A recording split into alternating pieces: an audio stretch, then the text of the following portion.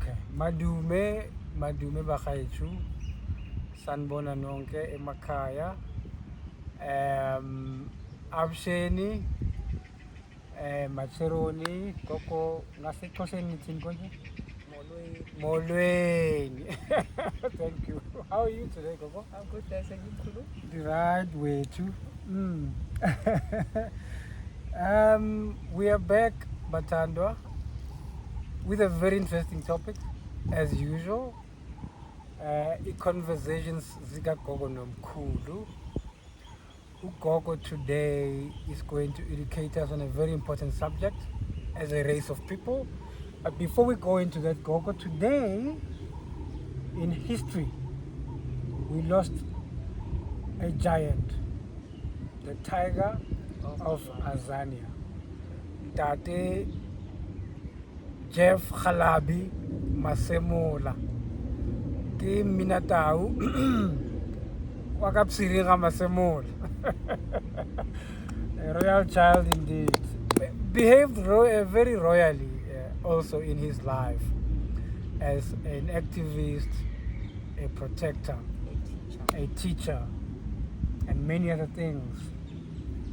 A word or two on this titan? It breaks my heart that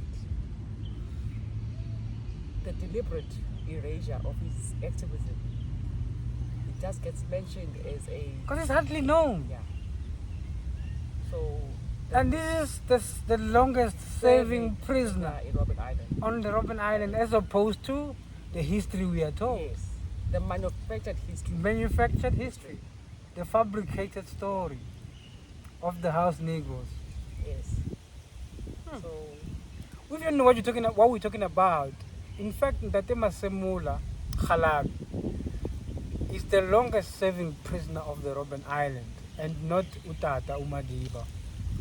And Ntate Masemola is the man that did straight 27 on the block. And you hardly ever know about him because nothing is said about him. And I guess that's just the thing about the history. History is manufactured by those in power to drive a narrative. That is why you'll never really get to know about Ntate Masemola. And from now, on the 19th, we've got another one.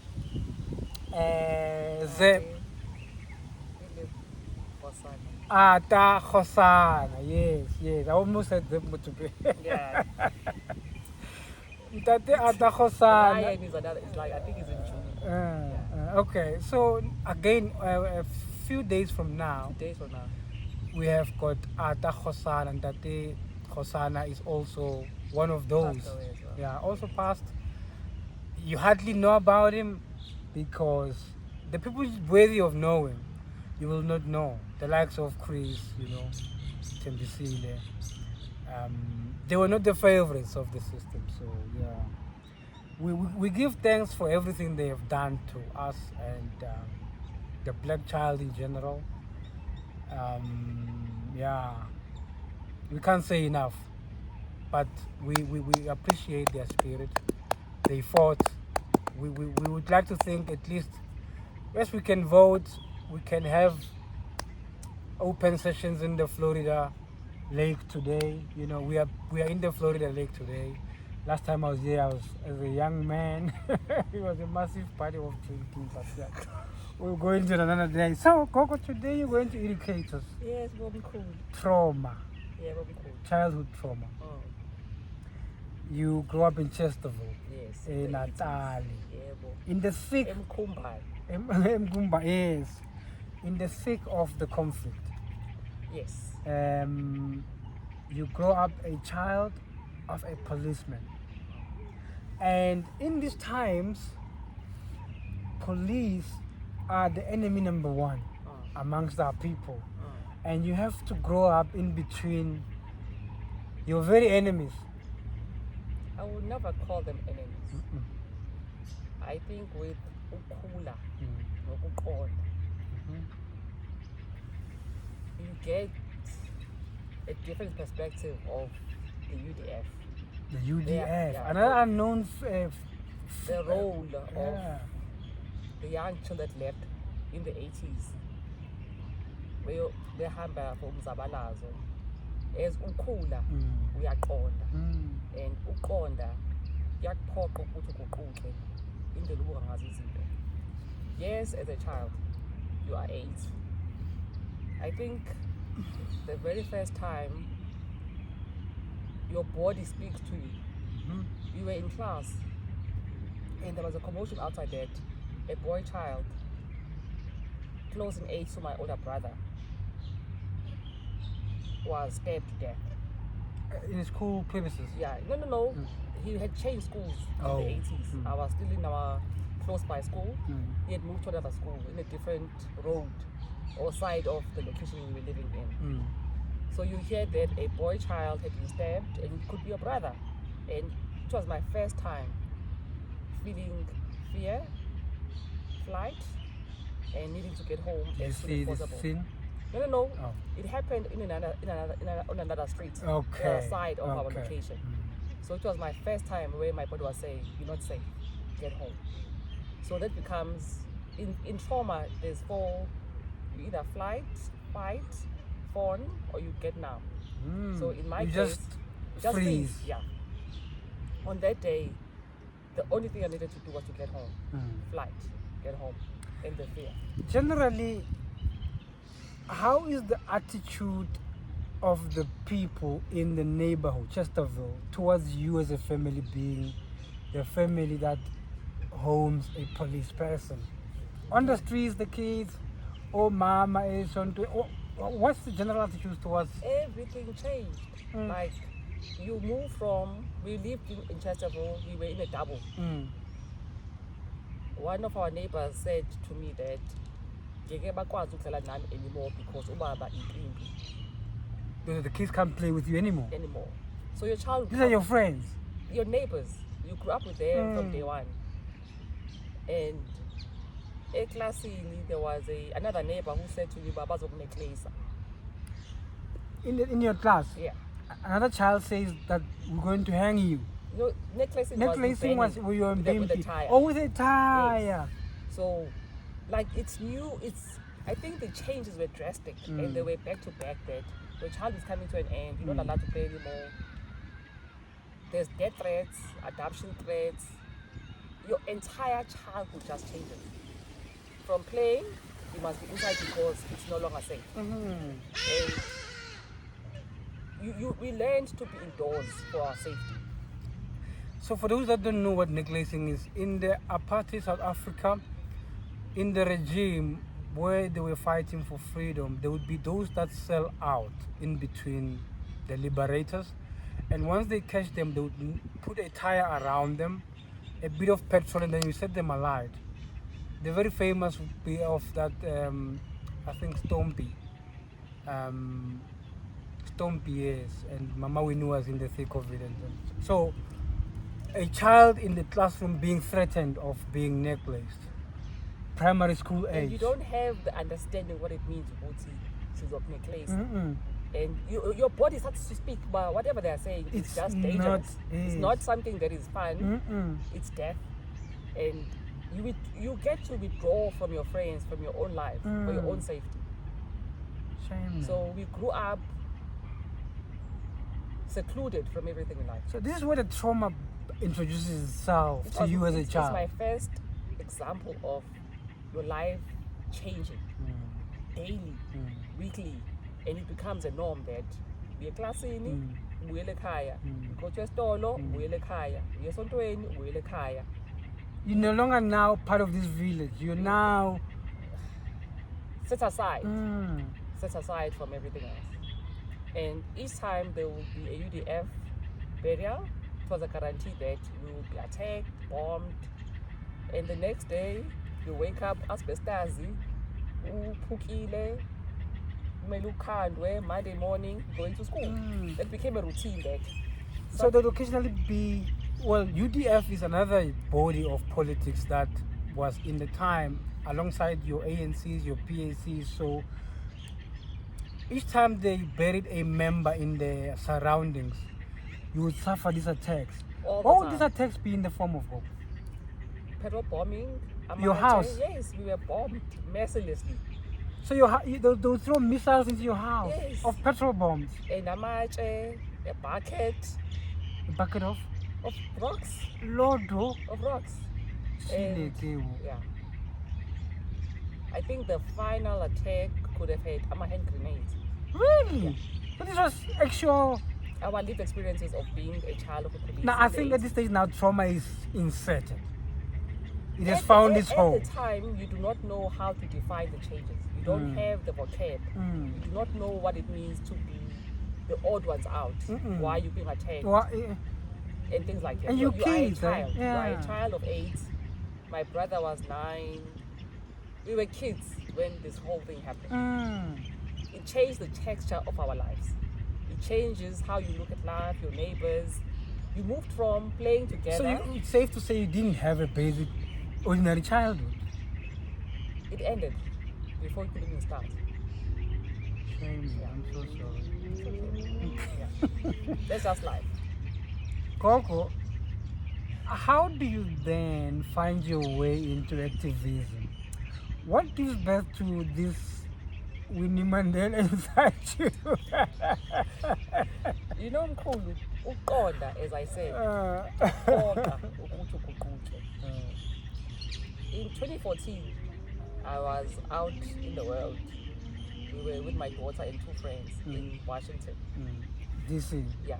We were out, we were near the MLK statue. I just asked about, there is not a single thing about Malcolm X. Even the picture, the one picture that they have together. And that just sparked. Something inside me woke up about. So the holiday was a basic holiday? It was just you going there, you look at the Lincoln Memorial, you walk to MLK, but okay, there's also group errors act. Yeah, only coin. Yeah, MLK. But okay. I was not aware politically. I knew of MLK, I knew of Malcolm X. From general news? Yes, I was not vested in understanding the structures that decided who we become as Africans. So you are saying to me, even America had group areas? Yes. Even their statues are not together? A white man is there, MLK. So I just asked about there's nothing about Malcolm. Then is there a particular thing that links to Malcolm? What did you ask about Malcolm? I have no idea. Like the voice just said, nothing about Malcolm. He's a famous, and then the next, after that we're gonna go to New York. I added the trip to go to Harlem, to go to his museum. The Malcolm X Museum. I got books. I ordered books when I was like my sister, but please order me the following books, his autobiography, his speeches. And from that day on, I was never the same. The more you read, the more you understand. You understand the system that we live under. With Ugogo, there's a speech by Willie Lynch. He speaks about creating or making a slave. He details how they used to demolish the willpower to fight by making sure that they were either burning someone. They'll break you down. They'll break you down.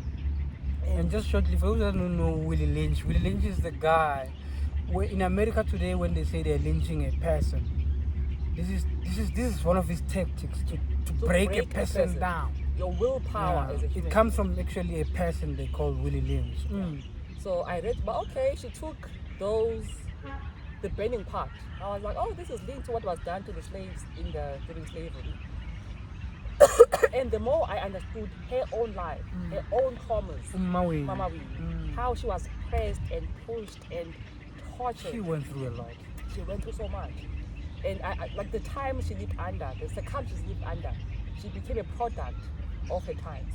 Do you think we revere her enough? Do you think we consider... I don't think when you are of the system, your mindset is designed to look at it from a point of view of your oppressor. You demonize her instead of giving her grace, of allowing her to be a human that was oppressed, tortured, to see the result of what happened to a being who is traumatized and tortured repeatedly. So you're saying that the pushing aside of the Mama Winnies, the Chris Hanis, the Masemulas, the Hosanas, the Mutupengs and them, you're saying it has got to do with the system. So we're not free, are you saying? If today, on the 17th of April, we do not know that a tiger of Azania passed away, what does that say about our minds? Not a single headline on the news. I haven't checked anything right now to say that are there any memorials, are there any lectures? So we become our own erasers of our own. So we are now doing it ourselves. Yeah, it's just become automatic that we forget them. We don't give them their accolades, their flowers. So I got to understand Ukogowini's life, and I had to change my mindset to say any human being in her position, in her shoes, would have done even worse.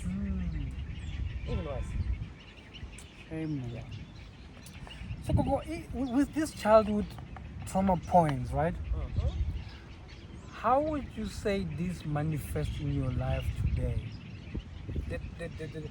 Do you think you live life as a traumatized person, and what are the signs? How do you think your life as a child follows you to this day? I think the anger would have manifested more post my marriage than my kids. And having to deal and learn with yourself, to understand yourself. That why do I respond with anger, with rage? Where is it coming from? Yes. Something inside me was buried. Well, yes. And it had to manifest later in my life. So you needed triggers. Yes. To unearth the anger, the mad, the dysfunction. And when you sit down, you say, self, something is wrong with me. How did I become so impatient? Why do I always respond the way I'm responding? You bite people's heads off. Yes. Then you start. I did accounting, so I do an opening balance of my life. You went on a statement of account. Yes. Like what happened to you? How did you end up being who you are? Let's look at you were born, and I call it trauma register. What happened to you? Do the 0 to 5 years, 6 to 10. That's where majority of life changes happen. How did I deal with this? Was there therapy where we given chance to mourn our childhood? We just suffocated. I think as siblings, now and again we speak about guys, we went through a lot as kids.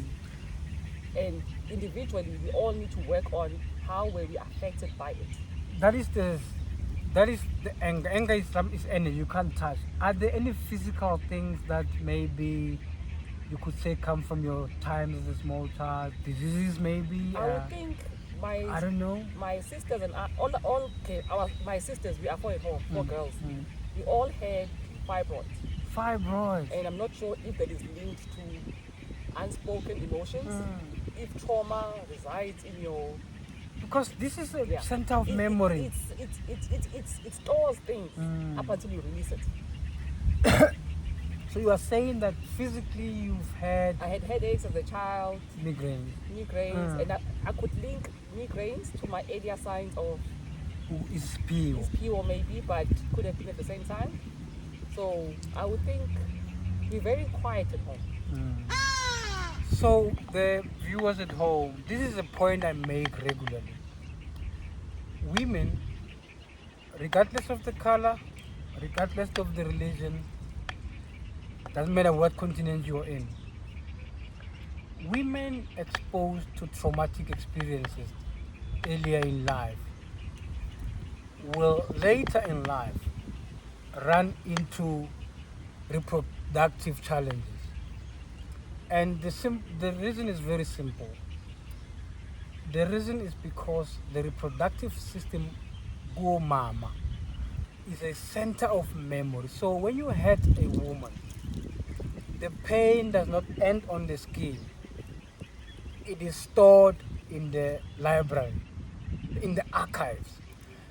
And if we do not attend to these traumatic experiences, psychologically maybe, psychiatrically maybe, medically maybe, herbally maybe, spiritually, the event stays stored in the archives, and if not attended to, because this is a center of memory, it also serves as a baking oven of humans, I say.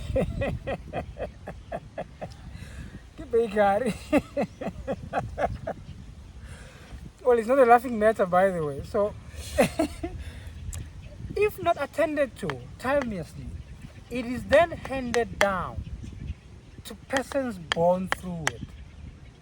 This is how trauma is transferred to From generations. generation. To generation. It's understanding what happened. It's How understanding. does it manifest in the people? And just the last point on that note. If you look at your statistics, this trauma that leads to the complications with our mother's reproductive centers is prevalent with black women. And obviously then the reasons are historical. You understand why. Obvious enough? Yeah.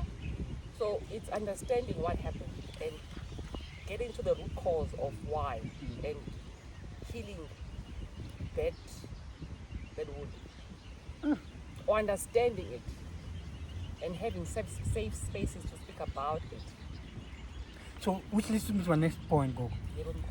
You help people today Yes. with trauma. And I admire that you're not even a trauma specialist from universities of No. Sussex, No. UCT. It's lived It's experiences my that puts you at a place where you understand what this thing is and you can help people through it. And my question to you is, as a practitioner today, in your best opinion, how best do we deal with childhood traumas in humans? A child needs to be afforded an opportunity to express all that happened. I find it very hard when us as Africans, we ought to say we don't discuss this, we're going to pray about it. We're going to pray about it. The praying about it does not address Yeah. what the weight, this But invisible it's Good weight. Friday, Moria, some of us. We're going You to. are not. Yeah. We as Africans don't have a gentle ear to listen to how a child was harmed. Angithi Gogo, we come from a family or a race Yes. or communities where sivala uhlazo. We The one- people mahole because malume harmed a child kamohai, but we cannot balloon it because then It's disgraceful. maybe malume is a breadwinner. Yes. So based on his ability to afford. Other things, yes. Ugogo uzothula ingane yami being abused or raped. So the child must hold it in, must go to school, must be Then ingane izofeyila. They're gonna pick up behaviors so you that are not healthy. And the more people pray, the more the child is not being heard, and the volume internally becomes amplified. Then there's drugs, there's other things. So it's easy to say when we see a child afapura ephambuka, yes, we should start looking. Yes, like someone needs to have an ear and an eye to say these behaviors are not healthy. A child is suffering, and this child cannot express what they don't have the word to explain what is going on the inside. And if you're going to be told that prayer heals and covers all, the pain inside me is not going to be covered by prayer. I need to be heard. I need to be seen. I need to be allowed and afforded time to make peace with what has happened to me. So, what we go saying, Batando, let us not vala ihlazo. Are people mahole over a child's pain? Even your own pain and cool is not about the thing about trauma. Okay, in the accounting equation, everything gets carried forward. If you don't nip it in the bud and start there, Ugogo could have loved one child over the other. The one that was not loved carries that I was never untandwanga. So you're saying Umalume could be reacting also to Something traumas else. of his own that were not dealt with? Yes. So we, as Africans, or in South Africa, we don't take a timeline and say in this family, we have something that keeps coming up. Iqale kuphi, ize ifike in my current life. I know that I speak negatively about religion. We were taught to turn the other cheek. from all things that were systemically oppressing So the let's race. pray about it. You pray about it. Then you bring the book that does not hold anyone accountable. Religion does not make anyone accountable for anything because God ordained slavery, God ordained colonization. Everything is God ordained. And once something is ordained by a creator, to someone who's oppressed, you take it as a gospel that this is where I'm supposed to be. If I can't approach an oppressor, how do I deal with my own things inside my home? I'm gonna keep turning a blind eye, keep turning the cheek, till a child like me says, well, it's enough. Gogo. Earlier we said it is mostly black women that suffer the Even men. If you look at the suicides, alcoholism, suicide, the toxic behavior we see men, the detachment to owning up by black men. I was gonna take it from the bottom. Okay. Earlier when I said the statistics say it is black women that experience The fibroids these and all complications this. a lot. In today's statistics as well, Yes. the most famous resident in our prisons is a black man. Yes. Would we link those two? Are our brothers traumatized? I would. Our fathers, our uncles? It's been generational. That trauma that transfers. Yeah. It's generational. Mm. And you are locking someone who requires understanding. Sending them to prison. Yes. Which is gonna. Like when you understand the prison culture of I got there first, I got into gangs, and you mates need to be also Initiated traumatized. in. And you break this person. So you break further. him further down. You kill The him. system of white supremacy is not designed for anything healthy. It's not to heal. It's nothing to heal. It's to maintain the breakage of a black family to infinity. So you're saying that the troubles as a humanity we're experiencing today could very easily be the traumas of our past. It definitely is. If you were to reconcile behavior, use the accounting equation. At what point We in must time? reconcile behavior. Yes. At what point in time did this thing happen? And also when we spot it on a child, we must also be able to look up to say this child comes from who? It's a Me carrot and forward. you. Yeah, it's a carrot We forward. now need to probe on me and you. Yes. We could even go further up. And the people before us, and our great parents, great, up until we get to that ancestor. If I say the accounting equation can be used to understand black trauma or black experiences, there was an opening balance where things were fine, okay, they were functioning, they were healthy, plus something that happened, and minusing something, and the people was in balance of it. I've got you. And the perpetuation of it. We need to go back to healing the very first time someone, and ihlazo amongst Africans, we don't discuss. Hey! We There's a we word. comfort it. You The know, it's people mahole. it's Yo! kukazi. You know, like when it's kukazi. Yes! Wala man. Gogo, my last question. Yes, You okay. just gave us a more European way of looking at dealing with it. As umlapi, Yebo mkhulu. would you say there's an Isintu way of approaching trauma? Isintu requires rituals. It requires an animal being slaughtered to appease, to say to Nogogo. To go to that route. Yes, you need to find that root cause. That ancestor. Usho ukuthi Siyakuyena. omdala, siyaxolisa ukuthi ngey'nsuku zakho uphila angazi wona washiya imbewu embi The mkoka thing. umkhokha washiya imbewu embi Mkoka kelejwa for those Batswana Bapedi. umkhokha. And we're no longer doing those things because we are so deep into religion, turning the other cheek. We are praying about We're it. praying about it, but it's continuing. And we're giving birth to the traumatized ones. They're gonna give birth to traumatized ones. we just keep And our drinking. marinating. And you're drinking. Our drinking speaks volumes. You know, if you need to understand the concept of beer or booze or liquor, it's intended to just basically quench Numb the pain. thirst. But we go over and beyond the thirst. Something on the inside. drink in your soul, ourselves. there's a soul wound that requires. Our drinking speaks volumes, eh? Yes. And those other things I won't mention in this platform. Yeah. Then you find the oppressor making sure there's cigarette, there's gambling, depending on where you are on the spectrum of affordability, you pick your poison based on your affordability. Goku, we and certainly are going to have round 2 on trauma. I have It is a an- string of events. Of events So in my life. we must have an entire season of trauma. But Tano, this is introduction to trauma, and we're trying to take the childhood.